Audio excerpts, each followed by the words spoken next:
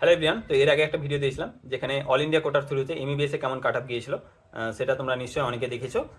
এবং আজকের যে ভিডিও সেখানে আমি তোমাদের অল ইন্ডিয়া কোটার থ্রুতে বিডিএস এ কেমন কাট অফ গিয়েছে সেটা নিয়ে বলবো। তো কেউ যদি সেই ভিডিওটা না দেখে থাকো তাহলে ডিসক্রিপশনে লিঙ্ক দেওয়া থাকবে, সেখান থেকে তোমরা দেখতে পারো। তো চলো প্রথমে শুরু করি। আনরিজার্ভ অর্থাৎ জেনারেল দিয়ে জেনারেলে কাট অফ গিয়েছে 36,548 এবং তার নিটের স্কোর হচ্ছে 639। তারপরে হচ্ছে ওবিসি ক্যাটাগরির ক্ষেত্রে 40,425 গিয়েছে অল ইন্ডিয়া র্যাঙ্ক এবং স্কোর হয়েছে 635। এরপরে হচ্ছে ইডাব্লিউএস, সেখানে গিয়েছে 40,810 এবং নিটের স্কোর হচ্ছে 635। এরপরে হচ্ছে এসসি ক্যাটাগরি, যেখানে অল ইন্ডিয়া র্যাঙ্কে কাট আপ গিয়েছে 1,59,726 এবং নিটের স্কোর হচ্ছে 533।